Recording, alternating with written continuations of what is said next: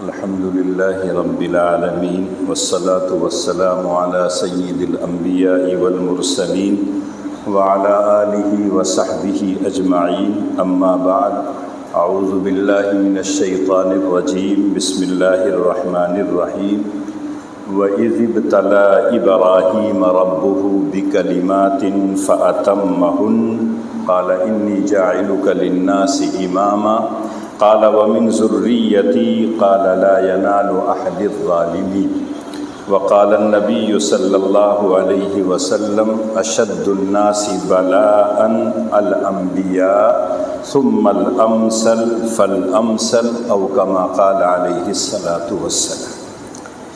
قابل احترام بزرگان ملت، اسلامی بھائیوں اور ساتھیوں، پچھلے ہفتے آپ کے سامنے یہ بات آئی تھی کہ ذی الحجہ اسلامی کیلنڈر کا آخری مہینہ ہے اور اس کے ابتدائی 10 دن بہت اہم ہیں۔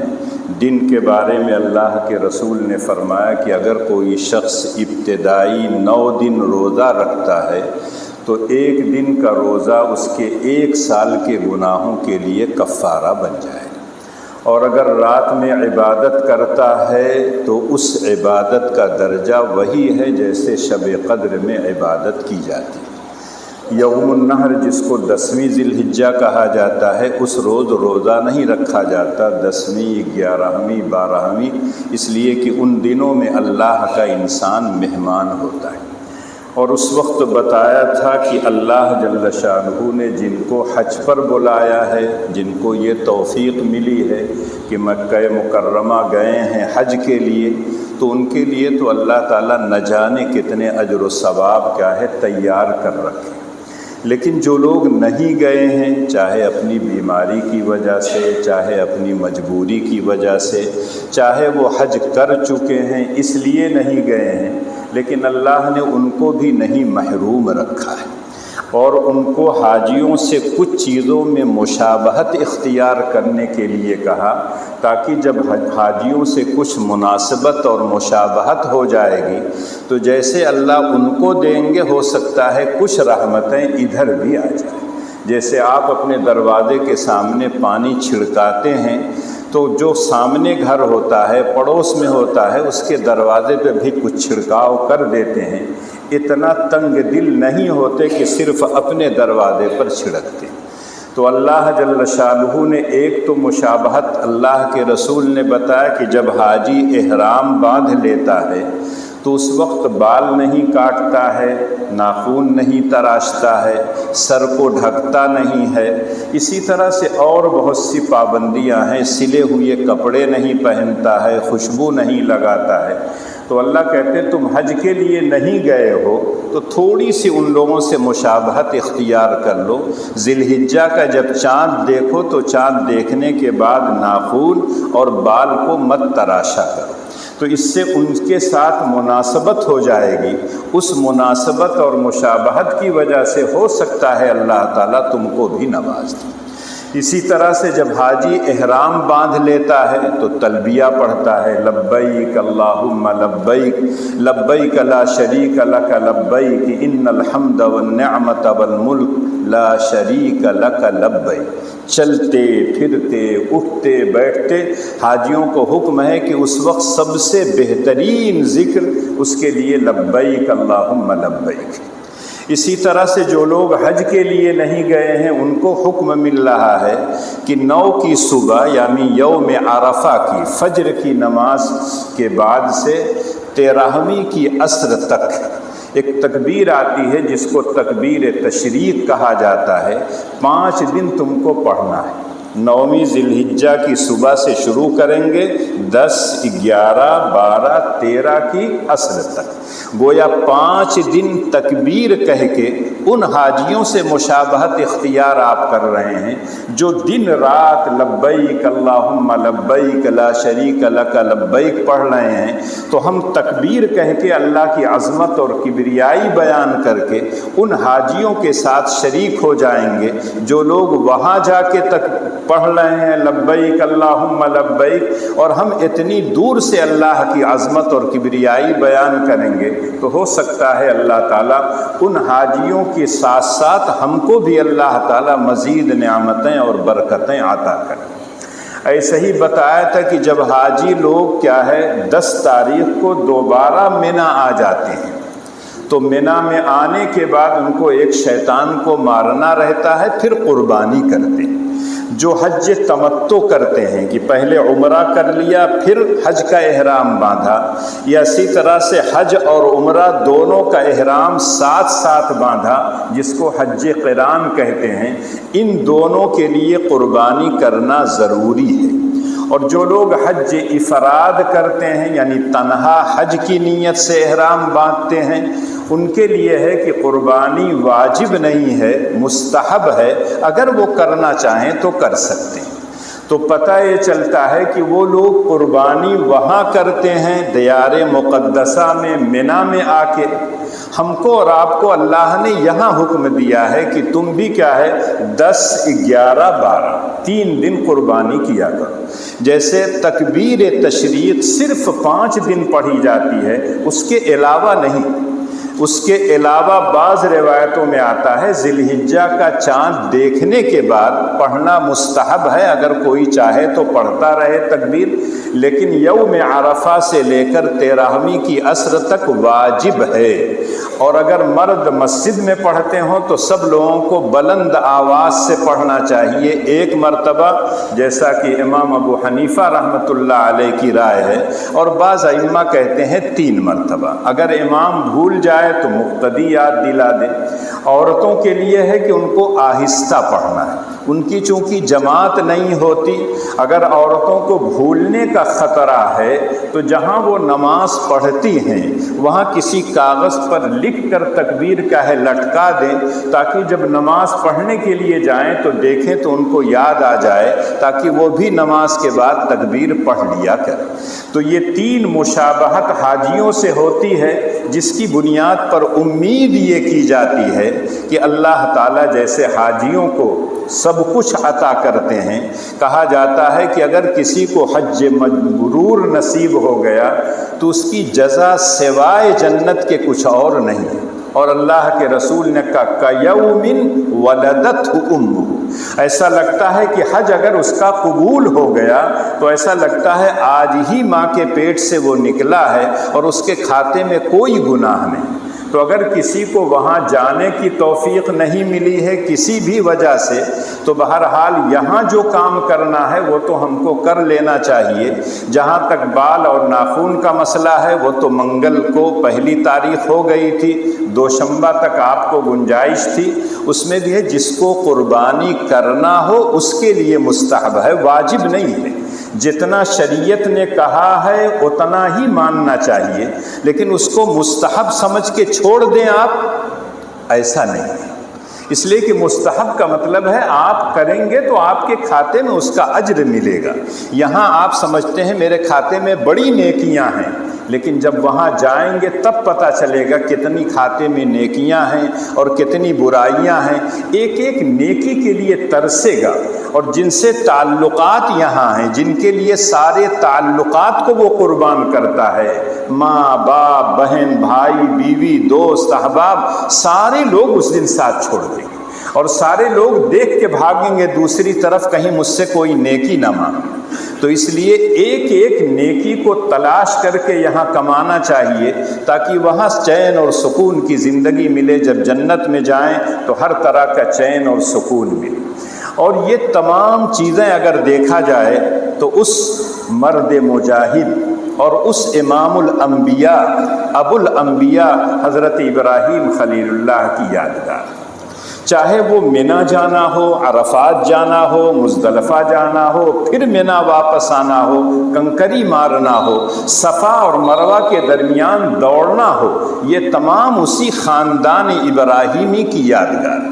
اور یقینی طور پر ابراہیم علیہ السلام کا تذکرہ قرآن میں پڑھیے تو اتنا ان کا ذکر خیر آیا ہے، اتنی صفات اللہ نے ان کی ذکر کی ہے جتنی صفات کسی اور نبی کی ذکر نہیں کی۔ اللہ جل شانہ جب ابراہیم کا تذکرہ کرتے ہیں تو ایسا لگتا ہے کہ اللہ ان سے خوش ہے، اور یقیناً خوش رہیں گے۔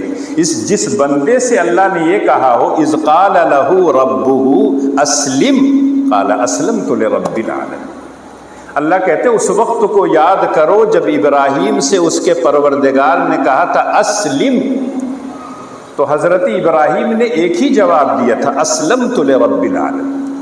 اللہ نے کہا میرے حوالے اپنے آپ کو کر دو، تمہاری کوئی خواہش نہیں، تمہاری کوئی وہ نہیں ہے، جو میں کہوں گا وہ تمہیں کرنا ہے۔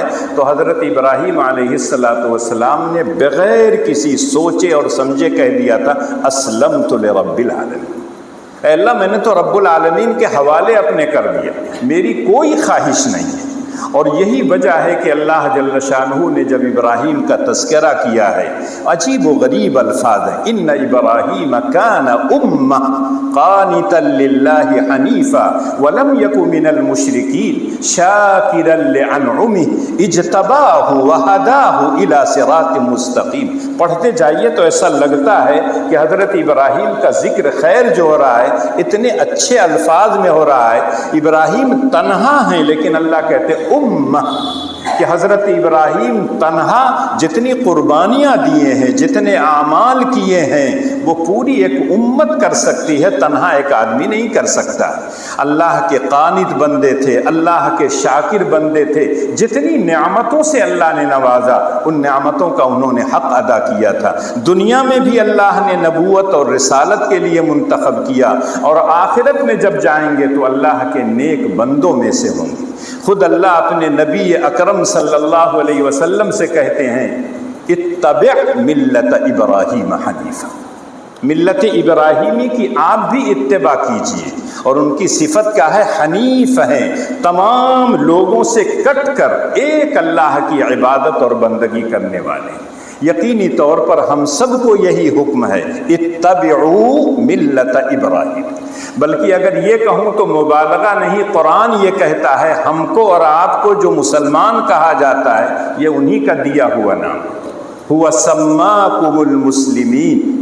اور جب دعا کیا تھا ربنا وجعلنا مسلمین لک ومن ذریتنا امۃ مسلمۃ لک، اے اللہ ہم باپ بیٹے نے خانہ کعبہ کو تو بنا دیا، اب تیرا کام ہے کہ تو قبول کر لے، باپ بیٹے کو مطیع و فرما بردار بنا دے، اور میری خاندان میں ایک ایسی امت پیدا کر دے جو تیری مطیع و فرما بردار۔ تو امت مسلمہ کا نام حضرت ابراہیم نے دیا تھا۔ اللہ جل شانہ کہتے ہیں ابراہیم الذی وفا، ابراہیم وفادار تھے، جو کچھ اللہ سے عہد و پیمان کیا تھا اس کو پورا کیا تھا۔ یقینی طور پر حضرت ابراہیم کا ذکر خیر جب قرآن میں پڑھیے تو اتنا اچھا، سورہ بقرہ سے لے کے پورا قرآن پڑھ ڈالیے، ہر جگہ ابراہیم کا تذکرہ ہے، اور اس تذکرے کو جب پڑھیے تو پتہ یہ چلتا ہے کہ دین نام ہے اتباع کا۔ آپ کی عقل میں سمجھ میں آئے نہ آئے، اللہ کا حکم ہے تو ہم کو کرنا ہے۔ ایک انسان سے اگر کہا جائے کہ حاجی لوگ گئے ہیں مکہ مکرمہ، مسجد حرام کی ایک نماز لاکھ نماز کے اجر و ثواب کے برابر ہے، لیکن اللہ کہتے ہیں اے حاجیوں اب 8 تاریخ کو چھوڑو مکہ، جاؤ مینا کے صحرا میں رہو، خیمے میں رہو، میدان میں رہو، یہاں تم کو نہیں عبادت کرنا، 1 لاکھ صحیح، لیکن اب میرا حکم ہے کہ تم جاؤ مینا اور وہاں جا کے رہو، صحرا کے بالو اور ریت اس میں رہ کے اللہ کی بندگی اور عبادت کرو۔ یہاں رہتے ہوئے نہ جانے انسان کیسے کیسے کپڑے پہنتا ہے۔ اللہ کہتے ہیں جب میرے دیدار کے لیے آ رہے ہو، میرے گھر کی زیارت کے لیے آ رہے ہو، تو یہاں مالدار اور امیر اور غریب نہیں دیکھا جاتا، برادری نہیں دیکھی جاتی، علاقے نہیں لے کے دیکھتے، رنگ اور روغن نہیں دیکھا جاتا، یہاں تو صرف ایک لباس میں رہیں گے، ایک چادر پہن لو، ایک چادر ہو، اور ایک عاشق کی طرح جہاں اللہ کہیں جب کہیں تب جاؤ، جب کہیں کہ مینا جاؤ تو مینا جاؤ۔ مینا میں جانے کے بعد پہلے دن صرف 5 نمازیں پڑھنی رہتی ہیں، اس کے علاوہ کچھ نہیں ہے، لیکن مکے میں رہتے ہوئے ایک نماز کا ثواب 1 لاکھ کے برابر ہے۔ انسان کی عقل یہ کہتی مکہ نہیں چھوڑوانا چاہیے تھا، لیکن اللہ کہتے ہیں میرے یہاں کعبہ کی کوئی حیثیت نہیں ہے، میرے یہاں مکے کی کوئی حیثیت نہیں، میرے حکم کی حیثیت ہے۔ جو میں کہہ دوں اس کو ماننا ہے۔ اور یہی وجہ ہے کہ آج کا انسان جب یہ کہتا ہے شریعت کا یہ حکم میری سمجھ میں نہیں آتا، تمہاری سمجھ کتنی ہے؟ جہاں انسان کی عقل کی پرواز ختم ہوتی ہے وہیں سے وحی الہی کی پرواز شروع ہوتی ہے۔ انسان کی عقل تو تھوڑی ہے، وَمَا أُوتِيتُم مِّنَ الْعِلْمِ إِلَّا قَلِيلًا، جو کچھ بھی دیا گیا تمہیں تھوڑا سا علم دیا گیا، اس علم کی بنیاد پر اللہ کے تمام احکامات کے مصلحت کو، اس کی علتوں کو، اس کے اسباب کو پہچاننا یہ نہیں، ہمارے سامنے تو صرف یہ ہے مولا کا حکم ہے ہم کو کرنا ہے۔ پھر اللہ کہتے ہیں منہ چھوڑو، جاؤ عرفات۔ عرفات جاتا ہے اور وہاں کچھ نہیں، دن بھر سفر کر کے جب پہنچتا ہے تو وقوف عرفہ کر۔ اگر تھوڑی دیر بھی عرفات کے میدان سے نہیں گزرو گے تمہارا حج نہیں ہوگا۔ الحج عرفہ، وہاں بھی انسان جا کے کھڑا ہے ایک عاشق کی طرح، نہ جانے اللہ سے کیسی کیسی مناجات کیا کرتا ہے، اپنے لیے، گھر والوں کے لیے، اپنی امت کے لیے، سارے جہان کے لوگوں کے لیے، اور اللہ تعالیٰ اس جگہ دعائیں قبول کرتے ہیں۔ اور جو لوگ حج کے لیے جاتے ہیں وہ خود کہتے ہیں ہمارا تجربہ ہے کہ ہم نے یہ دعا کی، اللہ نے دعا سن لیا۔ بہت سے لوگ بہت سے امراض میں مبتلا ہوتے ہیں، جب وہاں جا کے عرفات کے میدان میں اللہ سے کہتے ہیں اے اللہ میرے اس مرض کو تو دور کر دے، تو ہی شفا دینے والا ہے، اللہ ایک دم جڑ سے ختم کر دیتے ہیں اس امراض کو۔ تو پتہ ہے چلا کہ مینا، عرفات جانا، پھر رات کو آ کے مزدلفہ میں رہنا، عرفات میں سورج ڈوبتے ہوئے انسان دیکھ رہا ہے، حکم ہے الصلاۃ لوقتها، لیکن اس روز اللہ کہتے نہیں، میرا حکم ہے کہ جب مزدلفہ پہنچ جاؤ تب تم کو نماز پڑھنی ہے مغرب اور عشاء کی۔ تو پتہ چلا کہ جس وقت اللہ کا جو حکم ہو وہ ماننا، اسی کا نام دین ہے۔ اسی لیے کہا جاتا ہے دین نام ہے اتباع نبوی کا۔ اللہ کے رسول نے جو کیا ہے، جو کہا ہے، اس کے مطابق ہمیں زندگی گزارنا چاہیے، سمجھ میں آئے نہ آئے۔ آج کا نوجوان طبقہ دوسرے لوگوں سے متاثر ہو کر اسلام کے مسلمہ احکامات پر اس کو شک و شبہ ہونے لگتا ہے، اور ہر جگہ وہ شک و شبہ اپنا ظاہر کر دیتا ہے۔ حج پہ جانے کیا ضرورت ہے، اتنا لمبا سفر کرنے کی کیا ضرورت ہے، اتنی پریشانیاں جھیلنے کی کیا ضرورت ہے، غریبوں کی مدد کر دے حج کا ثواب مل جائے گا۔ اللہ نے جو عبادتیں رکھی ہیں اس عبادتوں کو ان دنوں میں کرنا سب سے بہترین عمل ہے۔ آپ چاہیں کہ روزہ رکھنے کے بجائے خالی نماز پڑھیں، روزہ رکھنے کا جو اجر و ثواب ہے، روزہ رکھنے کی جو خاصیت ہے وہ نماز پڑھنے سے نہیں آئے گی، نماز پڑھنے کی جو خاصیت ہے وہ روزہ رکھنے سے نہیں آئے گی۔ حج کرنے کے لیے اللہ نے جو کہا ہے، جب حج کریں گے تو وہ تاثیر آپ کے اندر پیدا ہوگی۔ حج چھوڑ کر آپ کا غریبوں کی مدد کریں، اس سے نہیں۔ اپنی عیش و عشرت میں کوئی آدمی کمی نہیں کرتا۔ بیٹے کی شادی ہو جائے گی تو نہیں، دوسروں کے ہاں 3 میٹھا تھا میرے یہاں 5 میٹھا ہوگا، ان کے ہاں اتنا تھا میرے یہاں یہ ہوگا، اس میں کوئی کٹوتی نہیں۔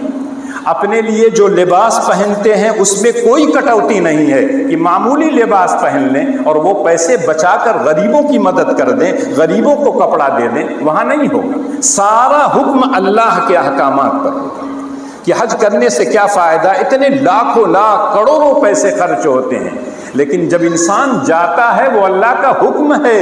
اگر کسی پر حج فرض ہے نہیں جاتا ہے تو گنہگار ہوگا، تاخیر کرنے پر بھی گناہ ہوتا ہے، لیکن جب کر لے گا تو اللہ تعالیٰ اس تاخیر کو معاف کر دیتے ہیں۔ تو پتہ چلا یہی حال قربانی کا ہے۔ بہت سے لوگ اتنی جانور ذبح کرنے سے کیا فائدہ، کوئی کہہ رہا ہے کیک بنا کے کاٹ لیجئے، انڈا کاٹ دیجئے۔ ارے یہ ہماری طرف سے نہیں ہے، یہ اللہ کا حکم ہے، اور اللہ کا حکم اس دن 3 دن سوائے جانور کے ذبح کرنے کے کوئی اور عمل اللہ کو محبوب نہیں ہے۔ سب سے بہترین عمل احراق دم ہے۔ تو پتہ چلا کہ اللہ کا جو حکم ہے ہماری سمجھ میں آئے نہ آئے ہم کو کرنا ہے، اور جب آپ کریں گے تو یہی بندہ خدا کی کیفیت ہوتی۔ ایک آقا نے اپنے غلام سے پوچھا کیا کھاؤ گے؟ کہا جو حضرت کھلا دیں گے، مولا کھلا دیں گے۔ کہا مکان کیسا؟ کہا جہاں رکھ دیں گے آپ۔ کہا لباس کیسا؟ کہا جو آپ پہنا دیں گے وہ پہن لوں گا۔ کہا تمہاری کوئی خواہش؟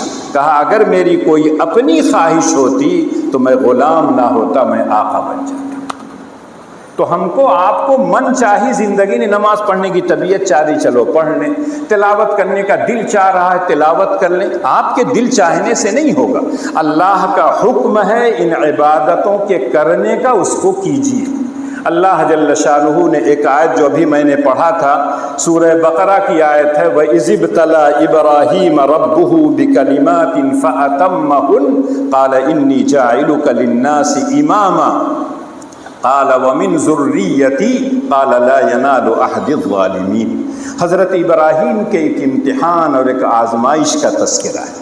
اللہ جل شانہ ممتحن ہیں، جو ساری چیزیں جانتے ہیں، اپنے تمام مخلوقات کے حالات جانتے ہیں۔ خود اللہ کہتے ہیں الا یعلم من خلق وهو اللطیف الخبیر۔ ہر صانع اپنی مصنوعات کے بارے میں جانتا ہے۔ میں نے تم کو پیدا کیا ہے، میں جانتا ہوں کہ تمہارے اندر کتنی صلاحیت ہے، تم کو انہی احکامات کا میں نے مکلف بنایا ہے۔ تم یہ مت سمجھو کہ تمہاری طاقت سے زیادہ ہے، میں تمہاری تمام چیزوں کو جانتا ہوں۔ اللہ اگر ممتحن ہیں، حضرت ابراہیم جیسا اولو العزم پیغمبر جو ہے وہ امتحان اس کا ہو رہا ہے، یقینی طور پر ممتحن بھی اعلیٰ درجے کے، اور جس کا امتحان ہو رہا ہے وہ نبیوں میں ابو الانبیاء کہلاتا ہے، خلیل اللہ کہلاتا ہے۔ امتحان کیسا ہوگا، پرچے کیسے آئیں گے، ایک چھوٹی سی آیت میں اللہ جل شانہ نے سب کو بتا دیا۔ وَإِذِ ابْتَلَىٰ إِبْرَاهِيمَ رَبُّهُ۔ اللہ کے بہت سے نام ہیں، لیکن اللہ نے اس جگہ اپنے ناموں میں سے رب کا تذکرہ کیا۔ میں رب کائنات ہوں، میں رب العالمین ہوں، میں تمام چیزوں کو پیدا کر کے اس کو پالتا اور پوستا اور بڑھاتا ہوں، اس کی تربیت میں کرتا ہوں۔ ابراہیم میرا بندہ ہے، میں نے اس کا امتحان لیا ہے۔ امتحان جب لیا جاتا ہے، کبھی اس لیے لیا جاتا ہے کسی کی قابلیت کو جانچا جائے کس درجے کا وہ قابل ہے، اور کبھی ہوتا ہے کوئی جرم کرتا ہے، اس کی سزا کے طور پر، گناہ کے بدلے میں اس پر کیا ہے آزمائشیں اور امتحان آتا ہے، اور کبھی امتحان رفع درجات کے لیے آتا ہے۔ اللہ جل شانہ ابراہیم کو جانتے ہیں، لیکن اللہ نے امتحان اس لیے لیا تاکہ تذکرہ کریں، تو آپ کو بھی معلوم ہو جائے کہ اگر ابراہیم کی آزمائش ہو سکتی ہے تو ہم لوگ بھی اسی اللہ کے بندے ہیں، ہماری بھی آزمائش ہوگی۔ اتنی کڑی، اتنی سخت تو نہیں ہوگی۔ انبیاء کی سب سے زیادہ کیا ہے آزمائشیں ہوتی ہیں۔ اشد الناس بلاء الانبیاء ثم الامثل فالامثل۔ سب سے زیادہ انبیاء کی، اور اس کے بعد جو نبی کے نقش قدم پر چلنے والے، اس کے بعد جو ان کے نقش قدم پر چلیں گے، صحابہ ہیں، تابعین ہیں، تبع تابعین ہیں۔ جو اللہ کے جتنے قریب رہے گا اس کی آزمائش اتنی ہوگی۔ اس آزمائش سے گھبرانا نہیں چاہیے۔ تو اللہ کہتے ہیں میں نے ابراہیم کا امتحان لیا۔ بھئی رزلٹ کیا آیا، کن پرچوں میں امتحان لیا، مضامین کیا تھے۔ آج تو لوگ کہتے ہیں جغرافیہ نہیں پڑھو گے، انگلش نہیں پڑھو گے، دنیا میں کیسے رہو گے۔ اللہ کہتے ہیں بکلمات، قرآن نے ایسے الفاظ استعمال کیا اس میں سب آ جائے گا۔ کلمات کا مطلب اللہ نے چند کلمات میں ابراہیم کا امتحان لیا۔ وہ چند کلمات کیا تھے، اس کی وضاحت احادیث میں، قرآن کی آیتوں میں خود اللہ جل شانہ نے کیا۔ وہاں پرچہ سوال کا نہیں تھا، ریاضی کا نہیں تھا، وہاں انگلش اور زبان کا نہیں تھا، اردو زبان کا نہیں تھا، وہاں تو اخلاقی اقدار تھیں جس کی بنیاد پر انسان کو جانا جاتا ہے کہ یہ انسان کس معیار کا ہے۔ بہت سے لوگوں کو آپ کہتے ہیں پڑھا لکھا جاہل، تو صرف پڑھنے سے کوئی آدمی مہذب نہیں ہو جاتا ہے، اس کے جب اخلاق، اس کے کردار، اس کی گفتار جب اچھی ہوتی ہے تب انسان کہتا ہے کہ یہ آدمی پڑھا لکھا ہے۔ اس کی گفتار سے، اس کے کردار سے، اس کی رفتار سے پتہ چلتا ہے کہ یہ پڑھا لکھا ہے۔ اللہ کے رسول صلی اللہ علیہ وسلم نے ایک جگہ فرمایا 10 من الفطرہ، 10 عادتیں، 10 خصلتیں جو ہیں انبیاء کی سنت، اور جب اس کو تذکرہ کیا ہے تو اکثر چیزیں ایسی ہیں جس کا تعلق نظافت اور صفائی سے ہے۔ اللہ کے رسول نے کہا قص الشارب، مونچھوں کو کتروانا، لیکن آج تو ہے موڑنا یا نہیں تو چھوڑ دینا ہے، وہاں ہے قص الشارب۔ اسی طرح سے اعفاء اللحیہ، داڑھی کو بڑھانا، یہ نبیوں کی سنت ہے۔ ہم آپ کہہ کے چاہتے ہیں کہ اللہ کے رسول کی سنت ہے اور چاہے اپنائیں چاہے نہ اپنائیں، تمام نبیوں کی یہ سنت ہے۔ حضرت ابراہیم علیہ السلام کو جب اللہ نے آزمایا تھا تو بعض لوگ کہتے ہیں یہی 10 صفات تھی جس کے تعلق جو ہے صفائی اور ستھرائی سے ہے۔ بغل کے بال کو کھینچ کر کیا ہے اکھاڑنا، اسی طرح سے کیا ہے مزمزہ، کلی کرنا، ناک میں پانی ڈالنا، زیر ناف بال کا بنوانا اور استنجا کرنا، یہ تمام کی تمام وہ چیزیں ہیں جو تمام نبیوں کی سنت تھی۔ اس میں مسواک بھی ہے، کہیں ختنہ کرنے کا تذکرہ ہے۔ تو بعض لوگوں نے کہا حضرت ابراہیم کو اللہ نے جو آزمایا تھا انہی 10 صفات کے اندر آزمایا تھا جو اللہ کے نبیوں کی سنت تھی کہ ابراہیم ان سنتوں کی کتنی پابندی کی ہے۔ لیکن جب ہم قرآن کریم کو پڑھتے ہیں تو جہاں اچھے مومنوں کا تذکرہ ہے، اللہ کے اچھے بندوں کا تذکرہ ہے، سورہ توبہ پڑھیے تو اللہ جل شانہ ایک ہی آیت میں 10 صفات کا تذکرہ کرتے ہیں۔ التائبون العابدون الحامدون السائحون الراکعون الساجدون الآمرون بالمعروف والناہون عن المنکر والحافظون لحدود اللہ وبشر المؤمنین۔ اس کے بعد جب سورہ مومنون کی ابتدائی آیتیں پڑھتے ہیں تو سورہ مومن میں اللہ جل شانہ نے 11 آیتوں میں مومنین کی 10 صفات کا تذکرہ کیا۔ قد افلح المؤمنون الذين هم في صلاتهم خاشعون والذين هم عن اللغو معرضون والذين هم للزكاة فاعلون والذين هم لفروجهم حافظون۔ آگے جا کے اللہ کہتے ہیں والذين هم لأماناتهم وعهدهم راعون والذين هم على صلواتهم يحافظون أولئك هم الوارثون الذين يرثون الفردوس۔ اللہ کہتے ہیں جن لوگوں کے اندر یہ 10 صفات پائی جائیں گی وہی جنت کے اصلی وارث ہیں اور جنت میں جائیں گے ہمیشہ ہمیش رہیں گے۔ سورہ توبہ میں 10 صفات، سورہ مومنون کی 10 صفات، اور سورہ احزاب میں پڑھیے ان المسلمین والمسلمات والمؤمنین والمؤمنات والقانتین والقانتات والصادقین والصادقات والصابرین والصابرات الی آخر الآیہ۔ وہاں اللہ نے 10 صفات کا تذکرہ کیا۔ عورتوں نے کہا اللہ جل شانہ آپ تو ہمیشہ مردوں کو مخاطب کرتے ہیں، جہاں حکم آتا ہے صرف مردوں کا آتا ہے تو اللہ میاں نے وہاں سب کا ذکر کر دیا، ان المسلمین والمسلمات والمؤمنین والمؤمنات، اور پورا کی نہیں تمہارا بھی ذکر خیر ہے لیکن مردوں کے تم تابع ہوتی ہو اس لیے تمہارا ذکر نہیں کیا جاتا۔ مردوں کے ذکر میں تمہیں وہی احکامات دیے جاتے ہیں، الا ہے کہ تمہارے ساتھ کوئی حکم مخصوص ہو تو اس کا تذکرہ اللہ الگ سے کرتے ہیں۔ تو بعض مفسرین نے کہا یہ 30 صفات ہیں، سورہ توبہ کی 10، سورہ مومنون کی 10، سورہ احزاب کی 10، یہ 30 صفات ہیں۔ اگر کسی انسان کے اندر پائی جائیں تو اللہ کی نظر میں وہ انسان کامل کہلائے گا، وہ عبد کامل کہلائے گا۔ اللہ نے اپنے بندے حضرت ابراہیم کو انہی 30 صفات میں آزمایا، رزلٹ کیا نکلا؟ فَأَتَمَّهُنَّ، 100% کامیاب۔ آج تو ہر اسکول والے کہہ دیتے ہیں ہمارے طلبہ 100% پاس ہیں، سب کے یہاں، کسی کے یہاں فیل اور کوئی نہیں ہوتا۔ ایک کا دکا بیچارہ جو ایک دم گھامڑ رہے گا یا جس کے تعلقات نہیں ہوں گے، کچھ سورس نہیں ہوگا، وہی فیل اور ہوتا، ورنہ سب پاس ہو جاتے ہیں اور سب لوگ جو ہے ایک دم 100% پاس ہوتے ہیں۔ لیکن اللہ جل شانہ نے جب حضرت ابراہیم کا امتحان لیا ہے تو خود اللہ کہتے ہیں فَأَتَمَّهُنَّ، ان تمام کلمات میں ابراہیم نے پورا کیا ہے نمبر حاصل کیا ہے، 100% ایک دم کامیاب ہے۔ اور اسی کو سورہ نجم میں اللہ نے کہا وَإِبْرَاهِيمَ الَّذِي وَفَّى، جانتے ہو ابراہیم کون ہے؟ جو اللہ کے وفادار تھے، جو کچھ بھی اللہ سے عہد و پیمان کیا اس عہد و پیمان کو پورا کیا۔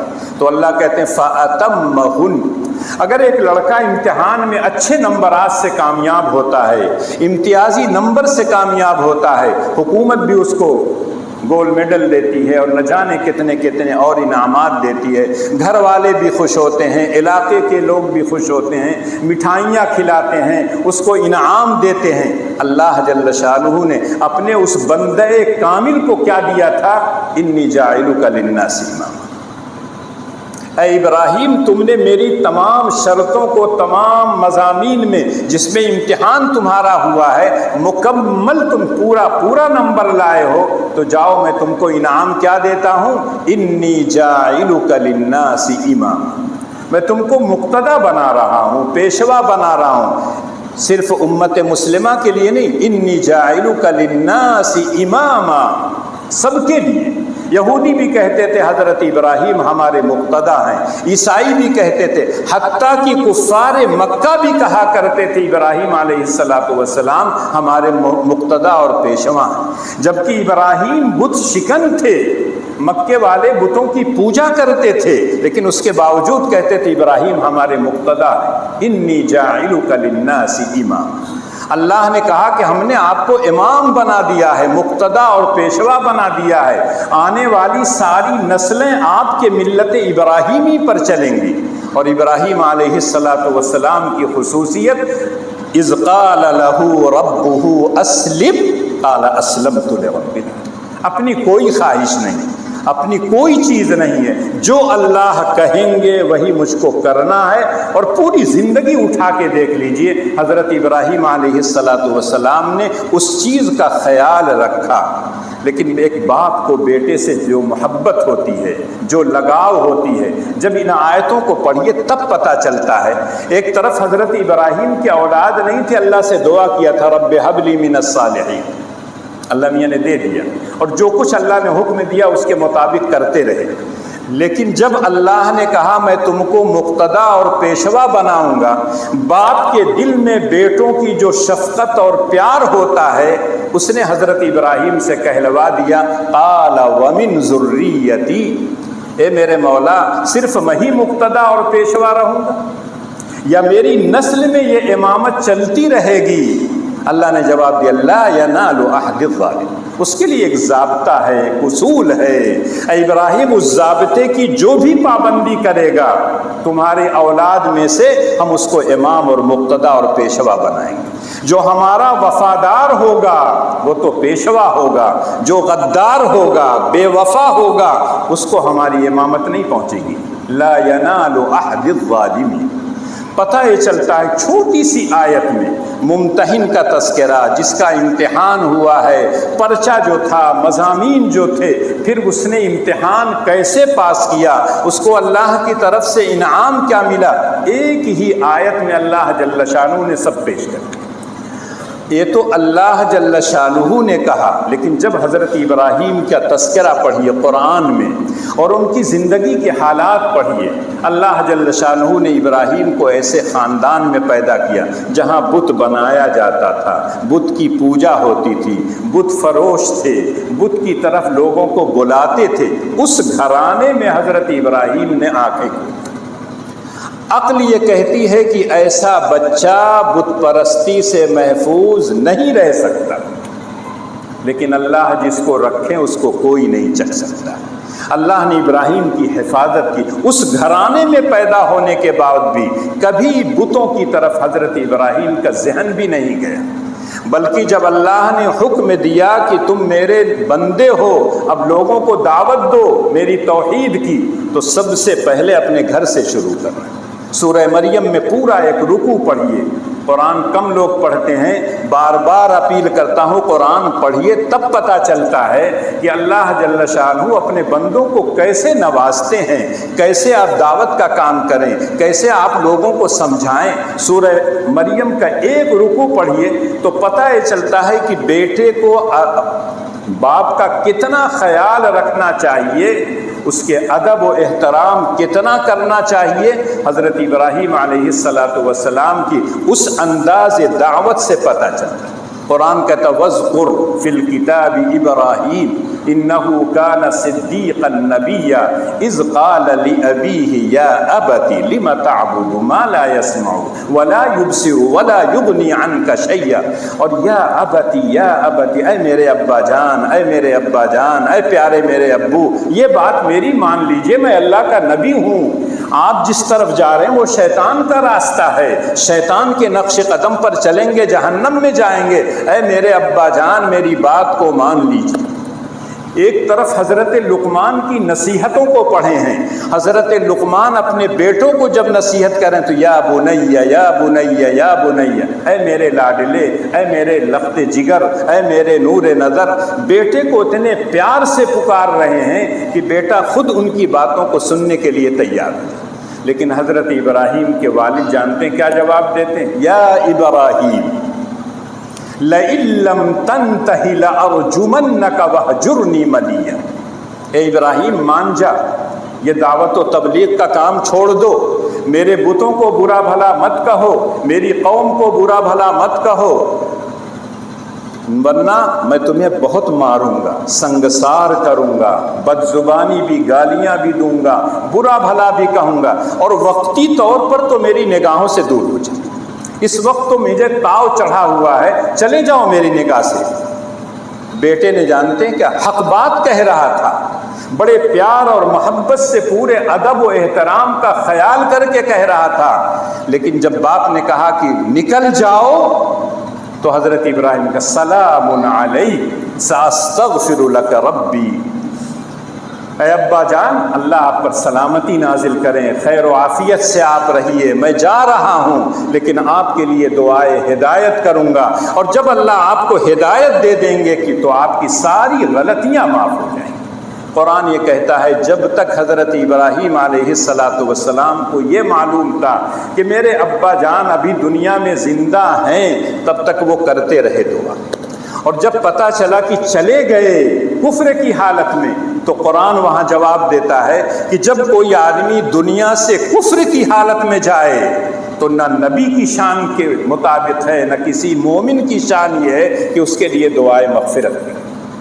ما كان للنبي والذين آمنوا أن يغفروا للمشركين ولو كانوا أولي قربى من بعد ما تبين لهم أنهم أصحاب الجحيم، جب وہ اصحاب جہیم میں سے ہو گیا، کفر کی حالت میں دنیا سے گیا، اب کوئی نبی، کوئی انسان کتنا ہی قریبی رشتہ دار ہو اس کے لیے دعائے مغفرت نہیں کرنا چاہیے، دنیا میں تھا تب تک دعائے ہدایت کرنا چاہیے۔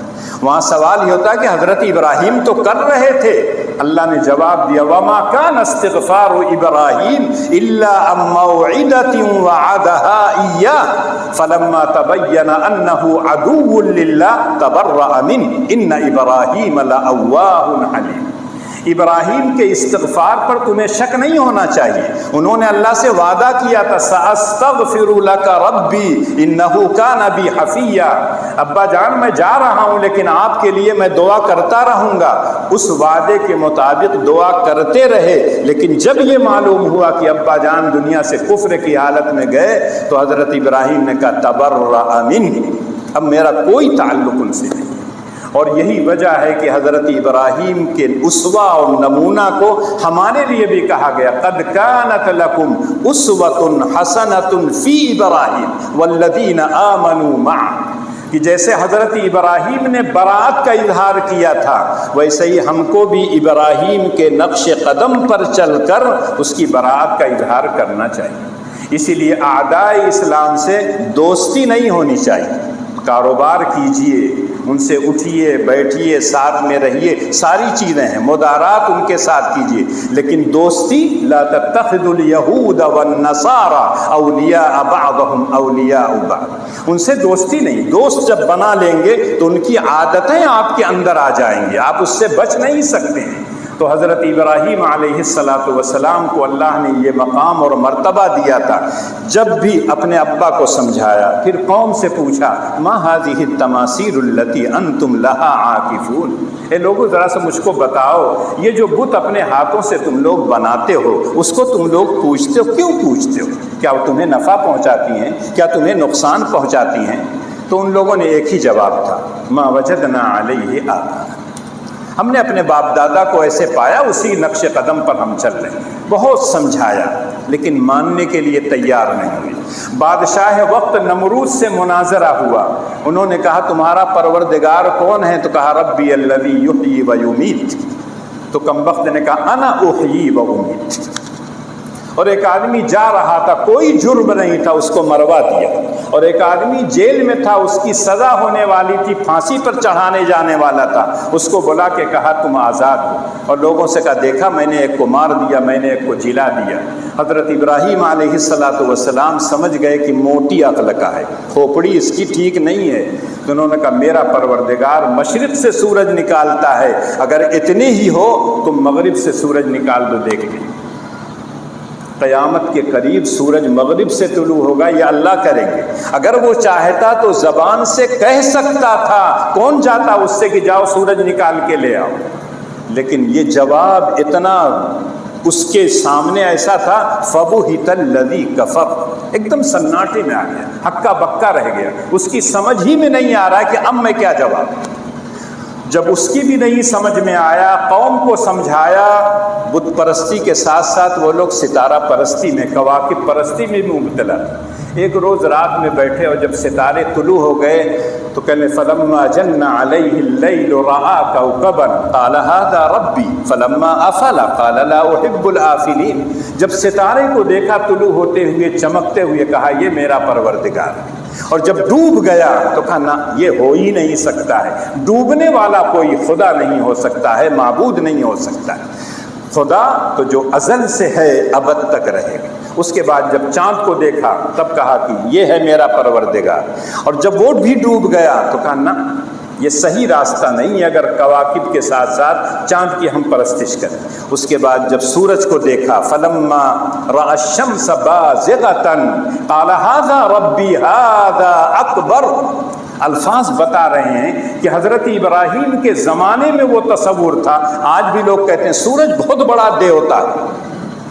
حضرت ابراہیم نے انہی کی زبان میں کہا کہ جب سورج طلوع ہوا چمکتا دمکتا ہوا تو کہا یہ ہے میرا سب سے بڑا پروردگار، لیکن جب ڈوب گیا تو کہا نہ یہ بھی نہیں ہو سکتا ہے۔ اور پھر اس وقت جو جملہ کہا ہم کو اور آپ کو ہر نماز کے وقت کہا جاتا ہے، یہ پڑھ لیا کیجئے، انی وجہت وجہی للذی فطر السماوات والارض وما انا من المشرکین، ہم تو صرف اس کے سامنے سجدہ کرتے ہیں جو آسمان اور زمین کا خالق، لا تسجدوا للشمس ولا للقمر واسجدوا للہ الذی خلقہن ان کنتم ایاہ تعبدون۔ مٹی سے ہم کو محبت ہے، اپنے وطن سے محبت ہے، وہ ماں کے درجے میں اگر آپ کہتے ہیں مان لیجئے محبت ہے، لیکن ہم پوجا جب اپنے حقیقی ماں کی نہیں کر سکتے ہیں تو یہ تو مجازی ماں ہے، کہاں سے اس کی پوجا اور پاٹ کریں۔ سورج ہم کو فائدہ پہنچاتا ہے، اللہ نے ہمارے فائدے کے لیے پیدا کیا ہے، لیکن ہم سورج کے نمسکار نہیں کریں گے، سورج کی پوجا ہم نہیں کریں گے، وہ ہمارے لیے دیوتا کے درجے میں نہیں ہے، ہم تو صرف ایک خدا کے ماننے والے۔ اور حضرت ابراہیم علیہ السلام نے سمجھایا، جب نہیں سمجھ میں آیا ان لوگوں کے تو لوگوں کے پاس ایک ہی رہتا ہے، نکال دو، جلا دو، مار ڈالو، قالوا حرقوه وانصروا آلهتكم ان کنتم فاعلین۔ اگر تم لوگ رہنا چاہتے ہو اپنے باپ دادا کے دھرم اور دین پر تو ابراہیم جیسے شخص کو جلا دو، مار ڈالو، تبھی ہوگا، ورنہ یہ تو ہمیشہ معاشرے کے اندر خلفشار پھیلائیں گے۔ حضرت ابراہیم علیہ السلام نے سمجھانے کے لیے کہ ان مورتیوں کے اندر کوئی قوت اور طاقت نہیں ہوتی ہے۔ ایک مرتبہ وہ لوگ ایک میلے میں گئے اور جب سب لوگ چلے گئے تو ان سے جب کہا گیا تو کہا انی سقیم۔ بعض لوگ کہتے ہیں حضرت ابراہیم علیہ السلام نے جھوٹ کہا تھا، جھوٹ نہیں ہے، بالکل سچ ہے۔ اس کو عربی میں کہتے ہیں توریہ، کہ دو معنی ہو، انسان قریبی معنی کو لے رہا ہو اور بولنے والا دور کے معنی کو لے رہا ہو۔ اللہ کے رسول جب جنگ وغیرہ پہ جانا ہوتا بنارس تو کہتے میں گورکھپور جا رہا ہوں، اور اسی لیے کہا جاتا الحرب خدعہ، جنگ جو ہے ایک طرح کی چال ہوتی ہے، جو اچھی چال چلے گا وہی جنگ میں جیتتا ہے۔ تو اللہ کے رسول حضرت ابراہیم علیہ السلام کے بارے میں جو انی سقیم کہا، بخار نہیں تھا، سر میں درد نہیں تھا، ان کو سب سے بڑی بیماری یہ تھی کہ ایک موحد کے سامنے بتوں کی پوجا کی جا رہی ہے، اس کا دل مسوس کے رہ جاتا تھا کہ میں اللہ کے بندوں کو اللہ کی عبادت کی طرف بلا نہیں سکتا ہوں، اتنا سمجھا رہا ہوں وہ مان نہیں رہے۔ وہ تھا انی سقیم، ان کو دل کے اندر یہ تکلیف تھی کہ میری بات نہیں مان رہے ہیں اور یہ کل جہنم میں جلائے جائیں گے۔ اور جب گئے تو سارے بتوں کو توڑ تاڑ کے جو سب سے بڑا گرو گھنٹال تھا کلہاڑی اسی کے کندھے پر رکھ کے چلے آئے۔ اور جب وہ لوگ آئے ہیں دیکھا تو سب لوگوں کو کہ یہ کام کس نے کیا؟ تو اس وقت حضرت ابراہیم کا چرچا سب جگہ تھا ہی، قالوا سمعنا فتى يقال ابراہیم، ایک نوجوان ہے جو ہمارے بتوں کو برا بھلا کہتا رہتا تھا، جس کو لوگ ابراہیم کہتے، ہو نہ ہو وہی ہوگا۔ جب حضرت ابراہیم کو بلایا گیا تو انہوں نے جواب کے طور پر یہی کہا، اگر تمہیں یہ فائدہ اور نقصان پہنچانے والے تھے تو انہی سے پوچھ لو نا، بولتے ہو تو ان سے بلوا لو کہ تمہاری یہ حشر، تمہارا یہ انجام کس نے کیا ہے، تمہارے ہاتھ پیر کس نے توڑے ہیں، اور نہیں تو اس سے پوچھ لو، بل فعلہ کبیرہم ھذا، یہ بڑکا جو گرو گھنٹال ہے اس سے پوچھ لیجئے کہ چھوٹوں کو کس نے توڑا ہے۔ وہ لوگ بھی جانتے تھے کہ ان کے اندر تو کوئی قوت اور طاقت نہیں ہے۔ انسان جب عقل کو استعمال کرتا ہے تو خود بعض چیزیں اس کی سمجھ میں آ جاتی ہیں، لیکن انسان جب عقل سے مارا جاتا ہے، عقل سے پیدل ہو جاتا ہے تو جو چاہے آپ کر لیجیے۔ ابھی ایک بیماری پھیلے، تھالی بجا تو ختم ہو جائے گا، سائنس کے دور میں تھالی بجا تو ختم ہو جائے گا، تالی بجا تو چلا جائے گا، گوبر پوت لو ختم ہو جائے گا، پیشاب پی لو تو ختم ہو جائے گا، کچھ نہیں ہوا۔ اور یہ ایسے ملک میں ہو رہا تھا جس کو ہے کہ میں وشو گرو بننے جا رہا ہوں۔ تو یہ تمام چیزیں صرف یہ ہے کہ اس کی محبت میں اندھی تقلید اس کو کہتے ہیں، جو کہا مان لیا، کچھ نہیں ہوا، اور تب مان گئے کہ نہیں یہ تو ایک بیماری تھی، اور جتنی تھی نہیں اتنا زیادہ شور کیا گیا۔ تو حضرت ابراہیم نے ان کو سمجھایا، لیکن جب نہیں مانے تو وہی جملہ ایک تھا، حرقوہ وانصروا آلیہتکم۔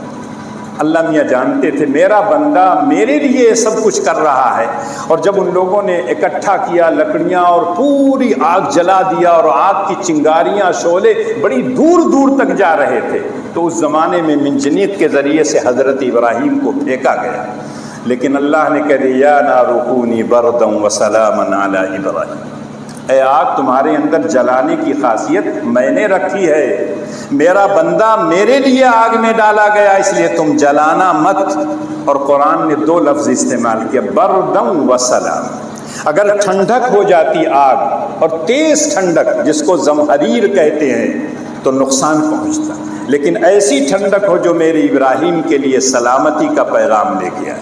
حدیث میں آتا ہے کہ جہنم 2 مرتبہ سانس لیتی ہے سال میں، ایک مرتبہ لیتی ہے تو گرمی پڑتی ہے، اس وقت دیکھ لیجئے جو گرمی پڑ رہی ہے، اور ایک مرتبہ سانس لیتی ہے تو ٹھنڈک آتی ہے جو جنوری اور دسمبر کے اخیر میں پڑتی ہے، اس وقت بھی انسان کہتا ہے کہ بس سب ٹھنڈک نہ آئے تو اچھا ہے۔ تو یہ دونوں جو ہے اسی جہنم کی خاصیت ہے، سانس لیتی ہے تو گرمی، سانس لیتی ہے تو ٹھنڈک۔ حضرت ابراہیم کے لیے اللہ میاں نے کہہ دیا یا نار کونی بردن وسلاما علی ابراہیم۔ آسمان اور زمین گواہ ہیں، تاریخ گواہ ہے، حضرت ابراہیم کی سیرت گواہ ہے کہ ایک بال بھی ان کا نہیں چلا، اس لیے کہ حضرت ابراہیم کو اللہ نے یہ حکم دیا تھا، اور انہوں نے تیار ہو گئے تھے، اور باقاعدہ انہوں نے دعوت کا کام کیا، کبھی یہ نہیں کیا۔ اولاد نہیں تھی، اولاد پیدا ہوئی، کہنے نہیں چھوڑ کے چلے جاؤ، اپنا ملک چھوڑو، شام جاؤ۔ شام گئے تو کچھ دنوں کے بعد جب بیٹا تھوڑا سا بھی بڑا ہوا، شیرخوار تھا، کہا نہیں وادی غیر ذی زرع میں چھوڑاؤ، مکے چھوڑاؤ۔ اور چھوڑ کے آنے لگے تو بیوی سے بتایا بھی نہیں کہ میں جا رہا ہوں۔ حضرت حاجرہ پریشان کہ بڑھو چھوڑ کے چلے جا رہے ہیں، چھوٹا سا بچہ اور میں کمزور، تو کہہ رہے ہیں کہ اللہ کا حکم ہے، کہا ہاں اللہ کا حکم ہے۔ حضرت حاجرہ کی زبان سے اس وقت نکلا تھا جملہ اذن لا یضیعنا، اگر ہماری بچیوں، ہماری بیویوں، ہماری ماؤں اور بہنوں کے اندر یہ جذبہ پیدا ہو جائے کہ اللہ کا حکم ہے، جو چاہو تم کرو، اللہ ہماری حفاظت کریں گے، یقیناً اللہ حفاظت کریں گے۔ لیکن آج تو یہ ہو جاتا ہے 2 گھنٹے کے لیے کہیں چلے جائیے تو مار پریشان، کا ہوئی مورا۔ کوئی اگر چلا جاتا ہے دنیا سے تو پریشان، اب کون کھلائے گا؟ کھلانے کی ذمہ داری اس نے لی تھی، شوہر کی ذمہ داری جب تک زندہ تھا تب تک تھی، لیکن وہ اللہ تو ہمیشہ جانتا ہے کہاں گیا ہے، وہ ہمیشہ انتظام کرے گا۔ جب انہوں نے کہا اذن لا یضیعنا، چلے گئے، جو پانی کھجور تھی ختم ہو گئی۔ حضرت حاجرہ کبھی صفا پہ جا رہی ہیں، کبھی مروہ پہ جا رہی ہیں، کوئی نظر آ جائے تو پوچھوں کہیں پانی ملے گا نہیں، وہ ادھر جا رہی ہیں کہیں کوئی چشمہ نظر آئے تو جاؤں پانی لے آؤں بیٹے کو پلاؤں۔ جب تھک ہار گئیں 7 چکر لگانے کے بعد تو مایوس ہو کے بیٹے کے پاس آتی ہیں تو دیکھا وہاں پانی ابل رہا ہے، تو کہا زم زم، رک جا، ٹھہر جا، اور اسی دن سے اس پانی کا نام ہی پڑ گیا آب زمزم۔ اور اس وقت دنیا کا سب سے بہترین پانی ہے، تمام سائنسدانوں کا متفقہ فیصلہ۔ یہ اسی خاندان کا کرشمہ تھا، اسی خاندان کا معجزہ تھا، جس خاندان کی ملت پر ہمیں بھی کہا گیا ہے اتبعوا ملت ابراہیم حنیفا۔ حضرت ابراہیم علیہ السلام کی سب سے بڑی آزمائش جو تھی، جب بچہ چلنے پھرنے کے قریب ہوا تو خواب میں دکھایا انی ارا فی المنام انی اذبحک فانظر ماذا ترى۔ قربانی دینے کے لیے بھی تیار ہو گئے۔ اللہ کو مروانا نہیں تھا اسماعیل کو، ایک میڈھا جنت سے آیا اور اس کی قربانی کی، اور وہ اللہ کو ادا اتنی پسند آئی کہ ملت محمدیہ کے لیے بھی کہا کہ جو لوگ حج کرنے آئیں، جو لوگ حج نہ کرنے آئیں، ابراہیم کے نقش قدم پر چل کر بیٹے کی قربانی میں نہیں مانگ رہا ہوں، ایک جانور کی قربانی کروں۔ قربانی کے متعلق انشاءاللہ عیدگاہ میں اس کے بعد بھی جمعہ آ رہا ہے، کچھ اگر باقی رہ جائے گا تو بتا دوں گا۔ اس وقت صرف اعلان یہ کرنا ہے، منگل کو چاند ہوا ہے، منگل 8، بدھ 9، جمعرات 10، یعنی جمعرات کو جو ہے 10 ذی الحجہ ہے، اس روز عید الاضحیٰ کی نماز ہوگی انشاءاللہ عیدگاہ میں۔ موسم چونکہ بڑا سخت ہے، لیکن چونکہ وہ چادر وادر لے جاتے ہیں بچھانے کے لیے تو کچھ وقت دینا پڑتا ہے۔ آج کل 5:15 بجے تقریباً سورج نکل رہا ہے، تو انشاءاللہ 6:30 بجے نماز ہوگی، تو 6:30 سے پہلے پہنچ جائیے گا، تقریباً 1.25 گھنٹہ کے قریب رہتا ہے۔ اگر اور کم کر دوں تو ٹھیک ہے، لیکن ان کی پریشانی ہوگی کہ وہ لوگ جو فجر وجر میں سوتے رہتے ہیں ان کی عید کی نماز بھی چلی جائے گی۔ اس کے بعد مجھ کو کہیں گے کہ نماز پڑھائی دیا اتنے سویرے، نماز میری چھوٹ گئی۔ تو اس لیے کیا ہے، خیال سب کا کیا جاتا ہے، الضعیف امیر الرکب۔ تو جو لوگ کیا ہے نہیں، وہ لوگ بھی تھوڑا سا جاگ جائیں سویرے تاکہ عیدگاہ جائیں۔ بہت سے لوگوں کو عیدگاہ میں جانے کے بعد بڑی گرمی لگتی ہے، کہیں اور رہیں گے تو گرمی نہیں لگے گی، کرکٹ کھیلیں گے تو گرمی نہیں، لیکن عیدگاہ میں بہت گرمی لگتی ہے۔ جبکہ میرے تو سر پر رہتا ہے سورج، ایک دم سامنے رہتا ہے، اور ایک آدھ گھنٹہ تو لگ ہی جاتا ہے بیان نماز خطبہ میں، لیکن مجھ کو نہیں کبھی کہتے ہیں کہ آپ کو بھی گرمی لگتی ہے، کچھ چھتری اتری کا انتظام کر دیا جائے، نہیں، مجھے بہت گرمی لگی تو پریشان ہو گیا تھا۔ تو اللہ کے لیے تو کچھ قربانی دیجیے۔ اگر وہ اولاد کی قربانی دے رہے ہیں، وطن کی قربانی دے رہے ہیں، مال کی قربانی دے رہے ہیں، ان انبیاء کے نقش قدم پر کیسے آپ چلیں گے؟ تھوڑا سے وقت کی بھی اگر قربانی نہ دیں۔ اس لیے کیا ہے، آپ لوگ کیا ہے 10 ذی الحجہ جمعرات کو آئیے عیدگاہ میں نماز پڑھیے، اس کے بعد قربانی کیجیے گا۔ قربانی میں 2 چیزوں کا خیال رکھیے گا، جن جانوروں کی قربانی ممنوع ہے حکومت کے لحاظ سے اس کی قربانی مت کیجیے گا، بہت زیادہ تقویٰ مت بگاڑیے گا، اور صفائی ستھرائی کا لحاظ کیجیے گا۔ بعض لوگوں سے جب کہیے تو کہتے ہیں منع کر دیے، حرام ہے۔ میں کیسے حرام کر دوں گا بھائی؟ اللہ نے جن چیزوں کو حلال قرار دیا ہے کوئی انسان حرام نہیں کر سکتا، اور جس کو اللہ نے حرام قرار دیا اس کو کوئی حلال نہیں کہہ سکتا ہے۔ لیکن حالات جو ہیں ان حالات کے پیش نظر کہا جاتا ہے جس کی قربانی ممنوع ہے اس کی قربانی مت کیجیے تاکہ دوسرے لوگوں کو مصیبت میں نہ پھنسائیں۔ کرتا ایک آدمی ہے، بھگتتے ہیں پورے گاؤں والے، تو اس لیے وہ غلط کام مت کیجیے، دوسرے کی قربانی کیجیے، عبادت ہے، صفائی ستھرائی کا خیال رکھیے، کر کے جتنی گندگیاں ہیں سب گڈھا کھود کے ڈال دیجئے، یا جہاں گڈھا کھدا ہوا ہے وہاں ڈال دیجئے۔ ہم کو یہ نہ کہا جائے کہ یہ لوگ قربانی کرتے ہیں تکلیف ہم کو دیتے ہیں، اور بعض علاقوں سے ہم خود جب 1 ہفتے کے بعد گزرتے ہیں تو ناک بند کر کے جانا پڑتا ہے۔ تو یہ نوبت نہ آئے، ہمارے تہوار تو بالکل صاف ستھرے ہیں، اس لیے آپ سے کہتا ہوں کہ قربانی کیجئے، قربانی کرنا ضروری ہے۔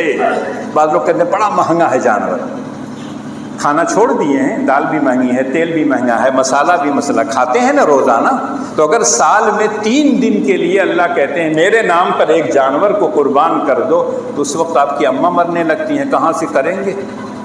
اللہ کی دے رہا ہے نا، تو سال بھر کیا ہے تیاری کر لیجئے قربانی کے لیے، کوئی ضروری نہیں ہے کہ 10 لاکھ کا جانور آپ ذبح کریں، آپ جس حیثیت کے مطابق ہیں اس حیثیت کے مطابق کیجئے۔ اللہ مجھ کو بھی اور آپ کو کہنے سننے سے زیادہ عمل کی